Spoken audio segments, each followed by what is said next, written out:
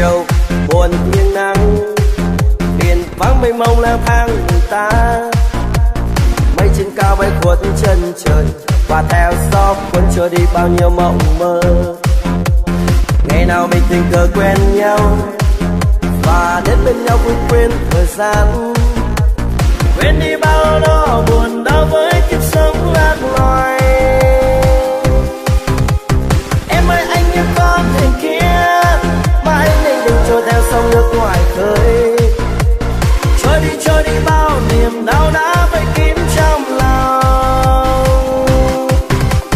Nếu đã có những lúc em biết rằng, dù đã ra đi nơi phương trời xa, em yêu ơi từng ngày nhớ em trong trái tim, anh luôn mong em mau về đây. Cắt em ơi, trời ơi, tóc em bay lắm. Giờ tụi em ra dọn đồ rồi đó đi.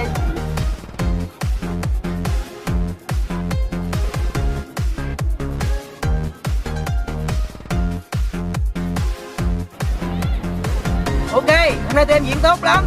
Bên cúp ơi, em lo đồ chuẩn bị cho ca sĩ ngày mai mình quay tiếp nha.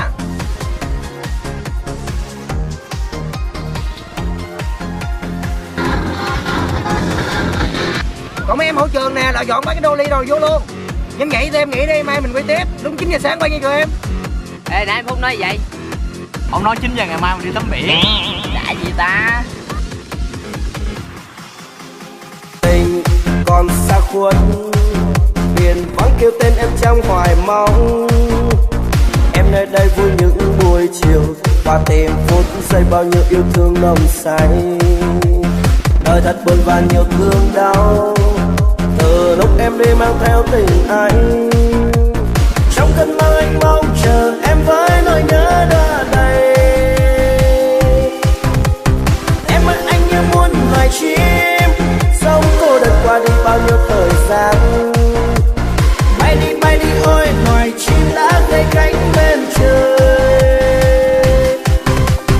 Nếu đã có những lúc em biết rằng, dù muốn ra đi phương xa tìm em, nhưng em đã lạc vào cõi mơ. Ôm trái tim anh mang theo em quay về đây.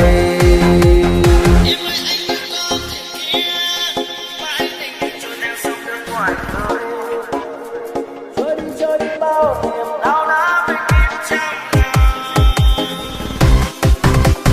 Nếu đã có những lúc em biết rằng, dù muốn ra đi phương xa tìm em yêu ơi từng ngày nhớ em trong trái tim, anh luôn mong em mau về đây.